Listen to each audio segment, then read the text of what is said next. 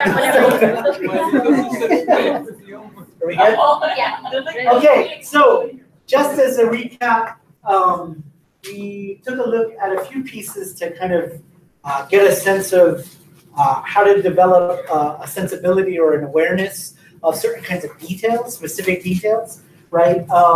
We just right before the break, we talked about both voice and cultural specificity, right? It's hard to talk about these things separately, right? They all clearly go together, right? So that when we think about the many languages, let's say, that inform our storytelling, right? That inspire us as storytellers, right? That comes with a hint of an understanding of cultural specificity, right? An understanding that your neighborhood or your home, right, or the very specific place where this event that you wrote, started to describe earlier, right, that there were very specific things happening, right, in that place, right? So there was something very specific there, right? And so you could probably describe that place, right, that moment, right, through the five senses, right?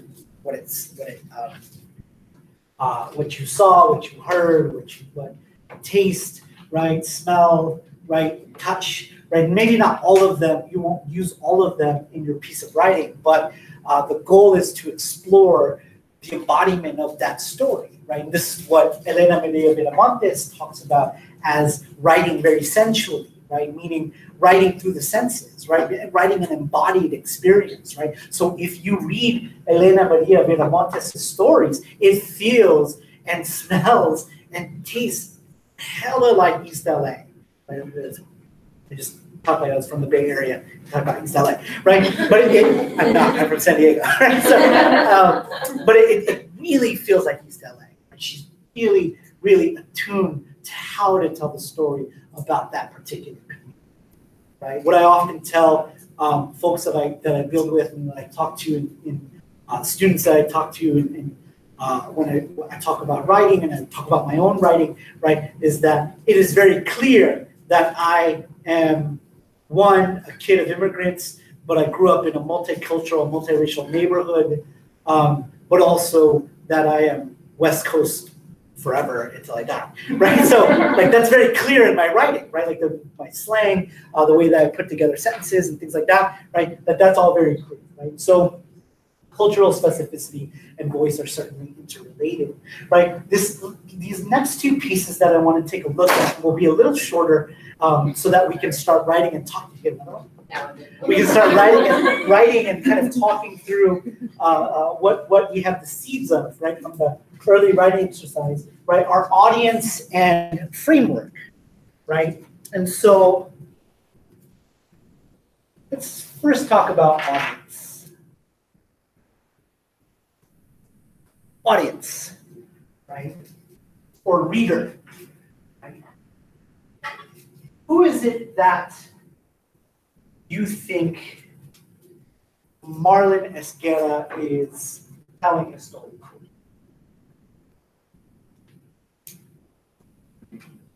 Just take anybody. Who could he be telling? Who do you think he's intending his story to reach? I think children Children of immigrants. And how maybe they don't understand why their parents do certain things, to learn English in unconventional ways. Okay, so folks that could relate with that same experience, right? So he's not writing necessarily to directly or explicitly to people who have no context for understanding the gravity of that situation. This is why I think it resonates with a lot of us, because I think he's writing to all of us in this room. Okay. How about Senator Cisneros?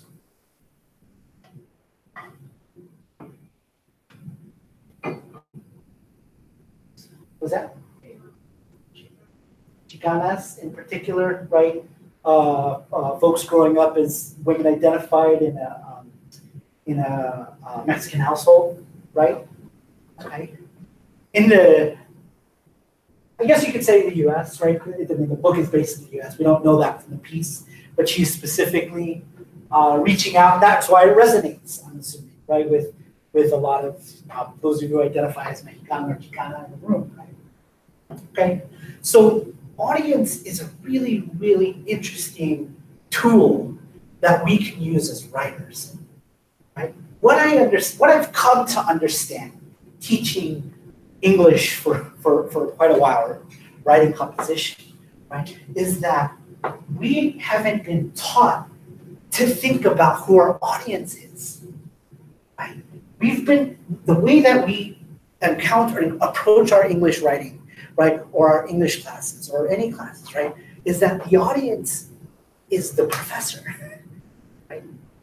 And we write to please the professor, right, or to hit the objectives that the professor wants us to hit. And I'm not saying you have to dismiss that, right, because the professor has control, unfortunately, control over your grades, right? But that is so limited, right? Imagine this. If we were to think about what happened with Sandra Cisneros and when she's talking about, remember I was making this connection earlier, that you encounter a language that doesn't know how to say your name, first of all. And then you try to acquire that language, but it wants to keep you at the same place. It does not want you to develop those skills, right? Guess what? The people who are judging your writing, right, are the same people that want to keep you in that place. They're going to tell you what's wrong. They're going to call out your grammatical inconsistencies. They're going to call out this or that, or they're going to say, you're writing about Chicanos. You should write about people, right? Like they said to Elena Maria Viramontes, right? And that all has to do, that's all has to do with kind of thinking about audience, right? Being very intentional about audience. So the famous African-American writer, novelist, fiction writer, Toni Morrison, she wrote Beloved, multiple other novels, right? Sula, Home, Song of Solomon, very, very active throughout the, I want to say late 70s, early 80s. She worked as an editor first. She's actually is a prolific, indispensable American writer. Right? She says, if anything I do, and she's talking about her own writing and her work, isn't about the village or community or you, then it isn't about anything, right? And I think that, I just kind of put this quote up because it shows you what she's motivated to do. She's here to show up. As a writer, as a storyteller, she's here to show up for her folks, right? Like Elena Maria Viramontes. It's going to be about her. It's going to be about her. It's going to be, I mean, she's the person that Elena Maria Viramontes quotes when she says, reading and the relationship between reading and writing is like it's like a relationship with dancing, right? Imagination's dancing, right? This is Toni Morrison, right? So I want you to think about audience, like who is your reader? Who is your ideal reader, right? I don't want you to dismiss the fact that some scholarship committee is going to be reading the statement or some professor is going to be reading this or that, right? But I do want you I don't want you to ignore the fact that you actually could be writing to a different audience.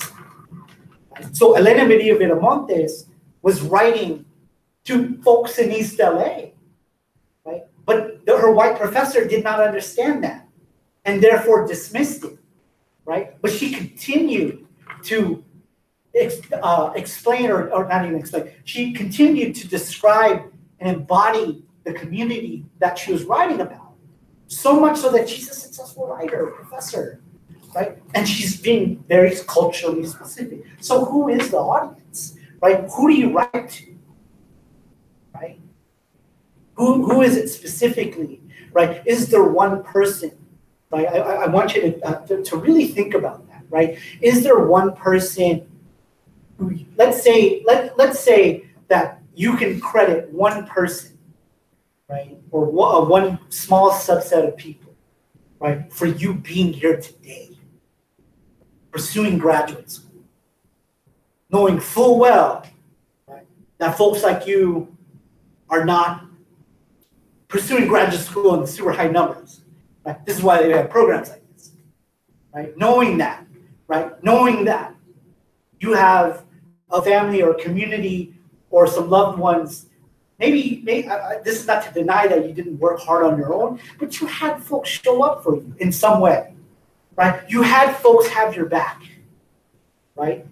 Imagine those are the people, or there is one person, or those are the people you are writing to, right? That you want them to understand what you are writing, right? You want them to understand all the references that you're doing.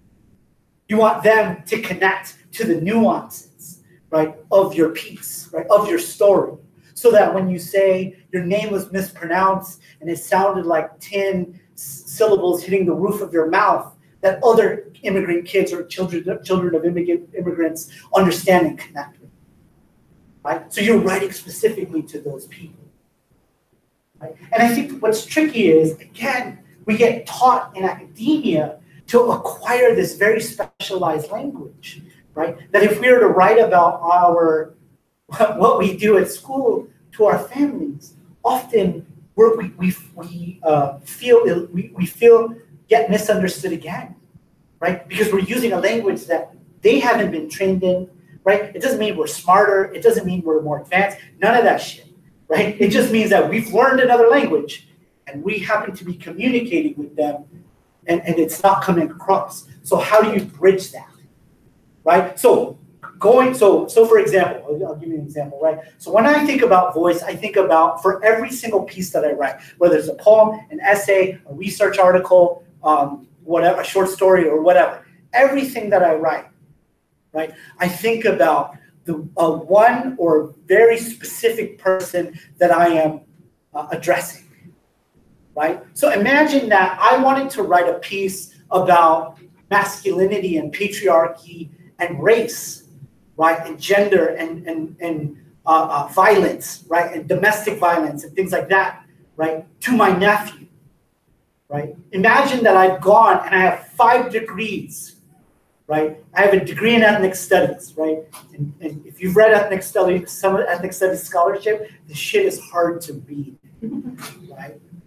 Mostly because we've had to go through the academy trying to prove ourselves to white folks that we know what the fuck we're talking about. And that's real, right? And I don't want to dismiss any of that scholarship. I'm a product of that scholarship, right? But imagine that I've acquired all of this education and I want to teach my nephew or talk to my nephew who's 13 years old right now. And I want to talk to him about respecting girls' space. I want to talk to him about consent, right? I want to talk to him about masculinity and model for him healthy ways, but I can't use all of those jargony words. I can't talk to him necessarily and say, oh, well, patriarchy, and like talk about the history of all this other stuff. I can, I will, right? But I should not, right? Because I need to communicate. So if he's my audience, then I'm going to labor to describe and explain things to him that I wouldn't have to if I were talking about, let's say, masculinity and domestic violence and patriarchy to a colleague. Does that make sense? Right? And so if I'm going to talk to my nephew, I'll use references that he's familiar with. He used to be like Toy Story and all these things. Now he's into these really problematic rappers. But we can talk about basketball and things like that, LeBron, etc. Right? And so I would have to connect with him. So if he was my audience, right, I would think about, when is it that I communicate with him most clearly, right? And how, what are some references where we can make connections? And if there's a concept that I'm trying to teach him or that I'm trying to explore with him, right? How do I explore that concept in a way that he can understand? Not because I'm smarter than him or wiser than him or anything, but because I have something to communicate to him. And I need to find the language that is appropriate and the clearest language to communicate with. Right? So this is how I think about voice. I think about very specifically who it is I'm talking to.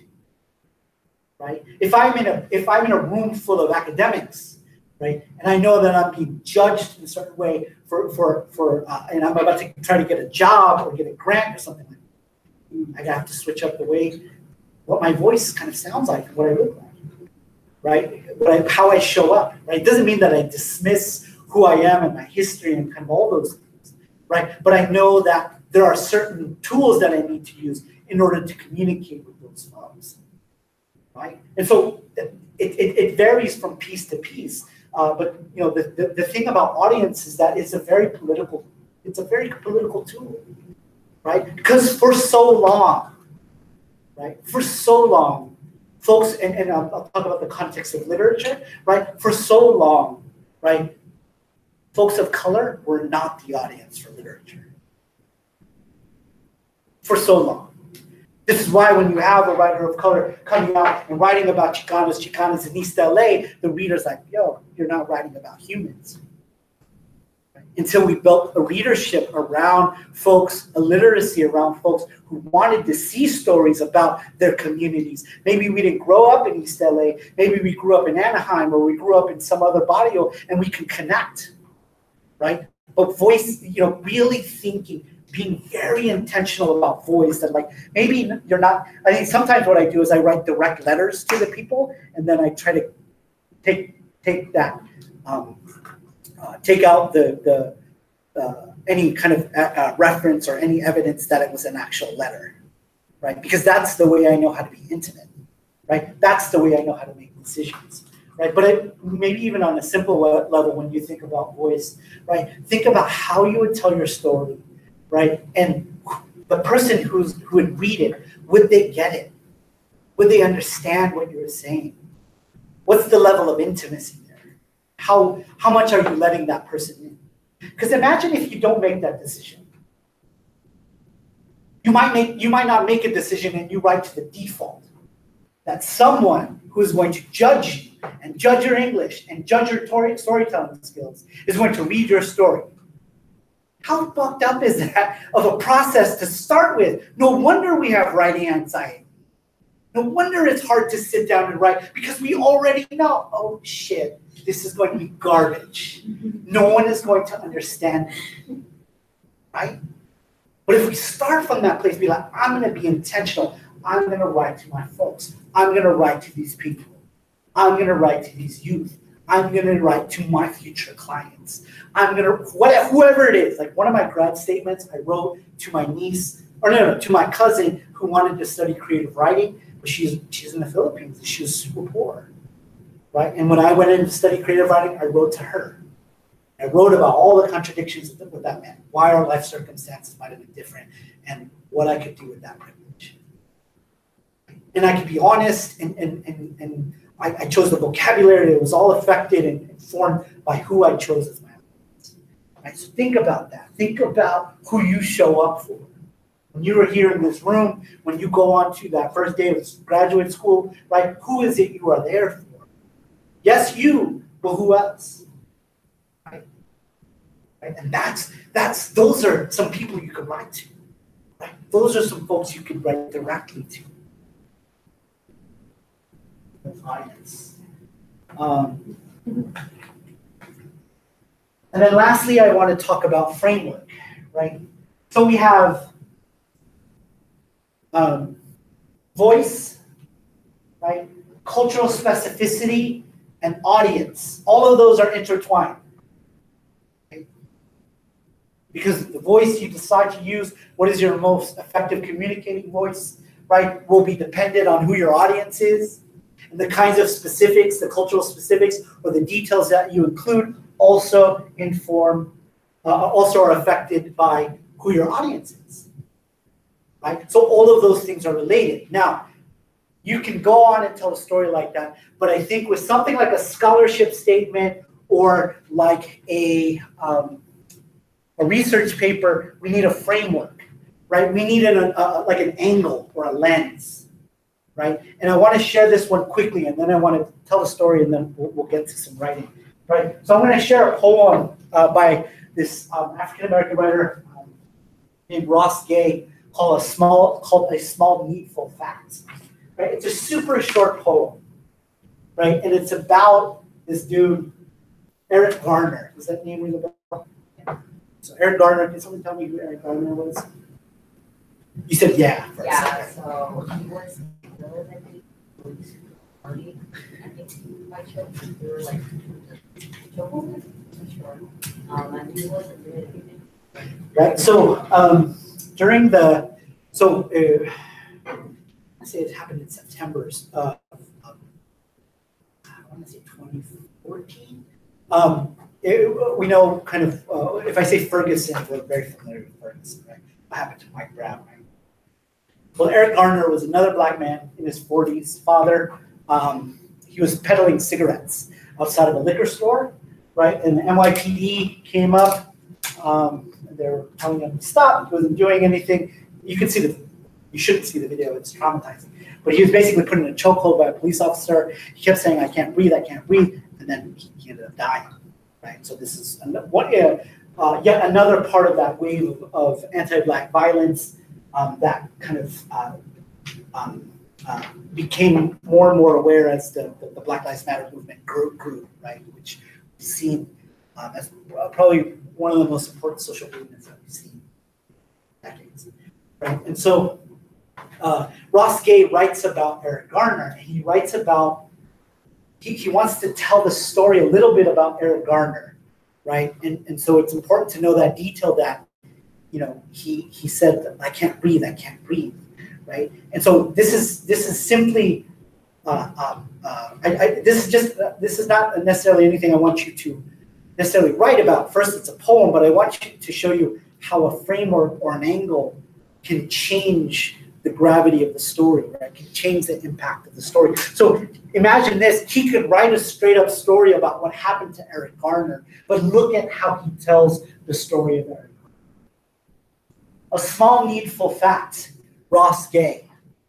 A small needful fact is that Eric Garner worked for some time for the Parks and Rec horticultural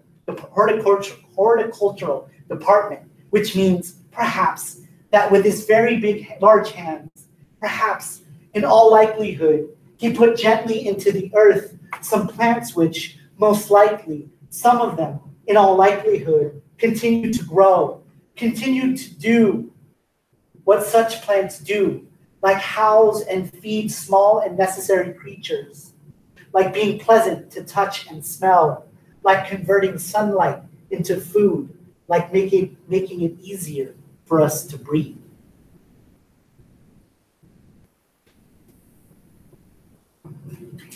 What would be the difference, or what would be the difference if he were to tell Eric Garner's story directly as a series of unfolded events? What do we lose if we told the story directly and explicitly?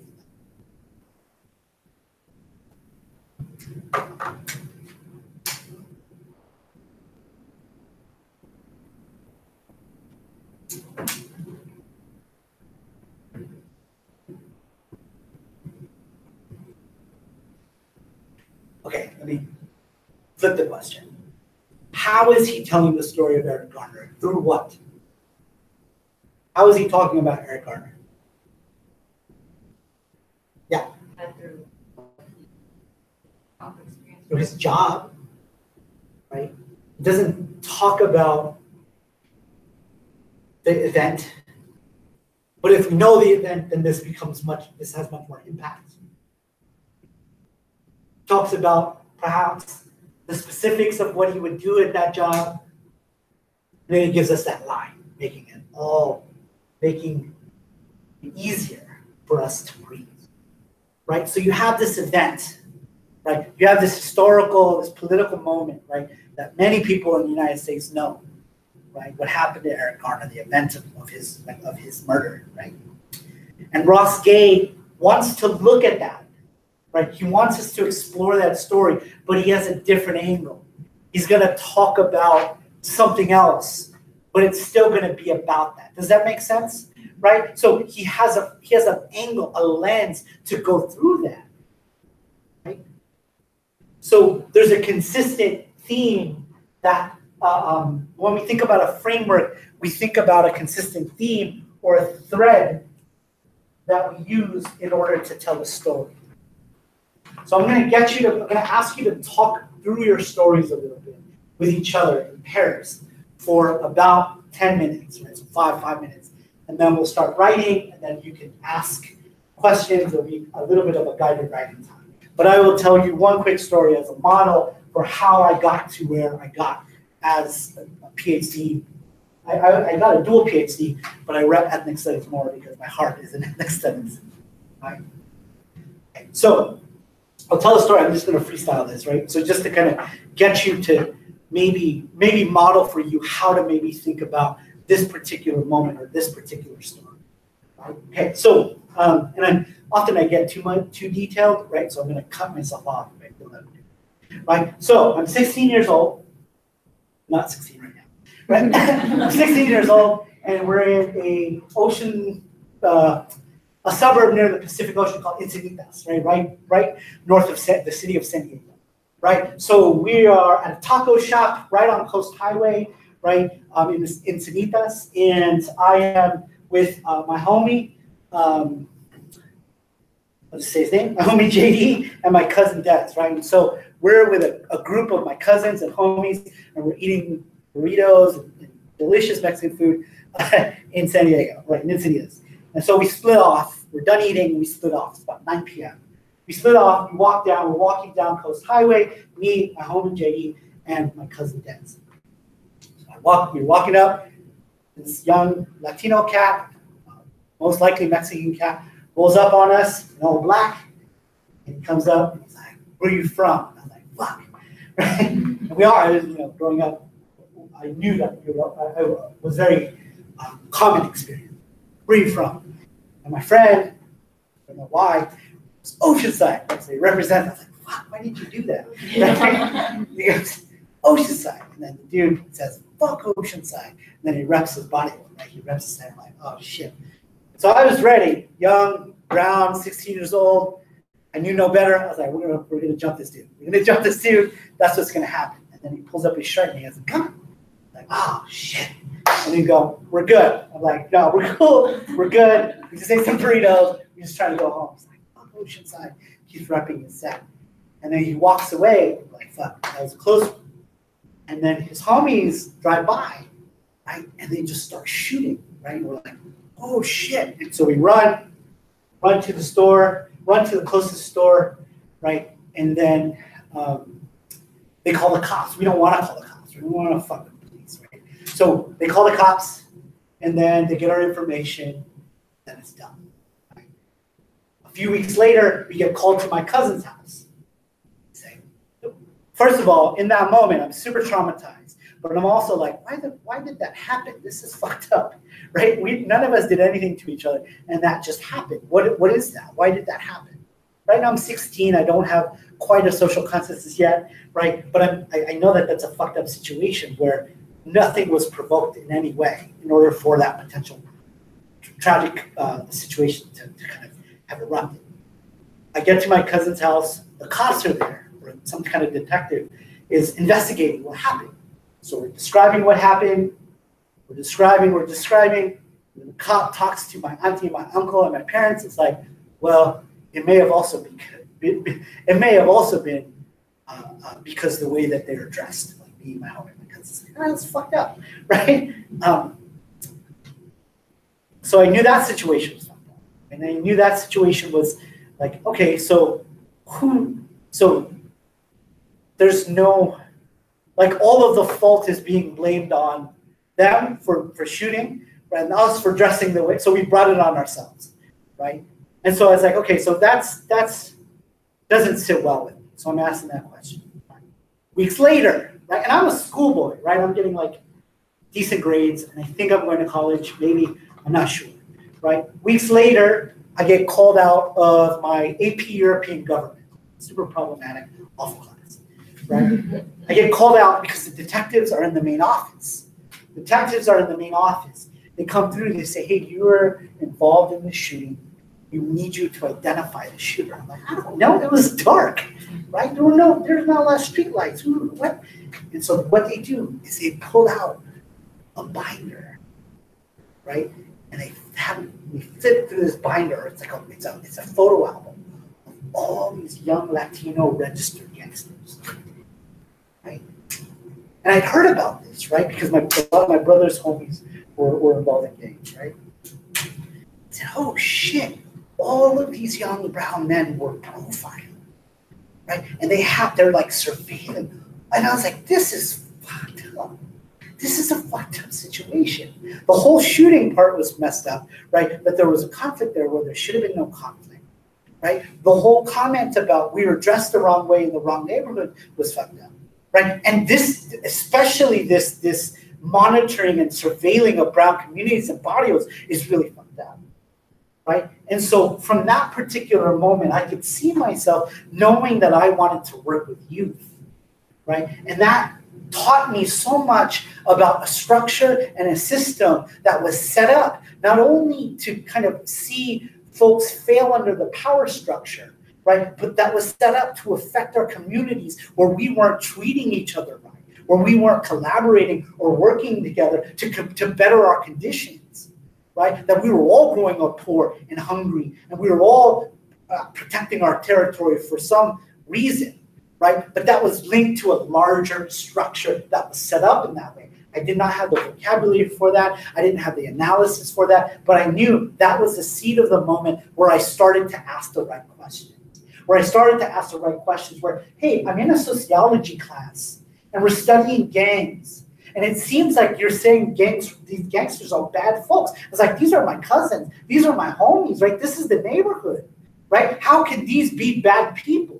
Right? There has to be another angle. I'm not saying that gang violence is correct or good or anything like that, right? But what I'm saying is that I was asking the kinds of questions that could only be answered, I think, through an ethnic studies perspective, right? Because through ethnic studies, I was able to learn that whole conditioning, right? That violent, what we call horizontal violence among young brown kids, right? The interface, the various violent interfaces with police, right? The whole systems that's set up to surveil Black and brown youth throughout Southern California, throughout the United States, right? That was part of a structure that we have inherited. And that is part of the structure that keeps most of those folks not graduating high school, not going to graduate school for sure, right? Let alone going to college, let alone graduating high school, right? That all of those things were interconnected, right? And so working in social work, that was confirmed.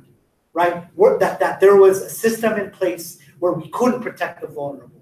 The vulnerable were very vulnerable to the structure, right? And so to analyze that, to think about that in a large way, in a broader way, to write about that, to dignify these stories, right? And to really, really rest and say, look, I see you, right? Homie that got locked up, or homie that got shot in the 8th grade. I see you. I see that this is not our fault, right? That I pursued education so that I could rethink those stories, right? And so that I could share those stories and really kind of come back and say, look, none of us were meant to be here. None of us, right? But we're here, and so what do we do with it? I was reading a lot of the stuff that you wrote on the boards over the break, right? And so, yes, this is what we do with it. Right? And so this is the kind of scholarship statement that I would write.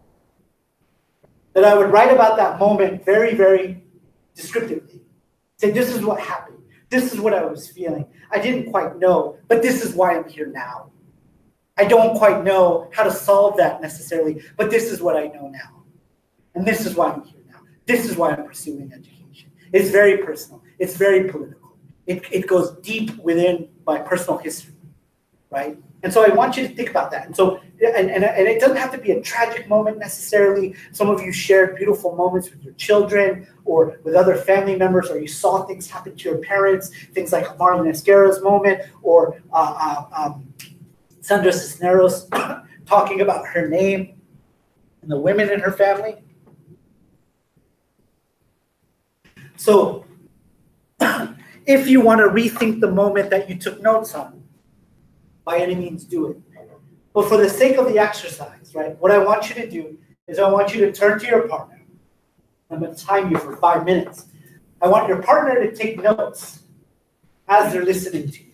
I want you to talk through that story. You don't have to go into incredible amounts of detail because we don't have that much time. But I want you to I want you to talk to the person next to you and talk them through that story and maybe try to make the connection between that moment and why you're here and what you want to do with your education. If you cannot, that's fine. Just work through it. It's an exercise, right? And so we'll do that for about 10 minutes and then we'll write for about 10, 15 minutes. Go.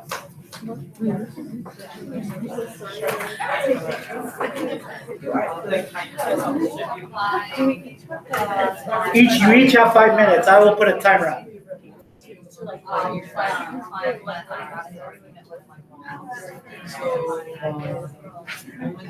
Sure.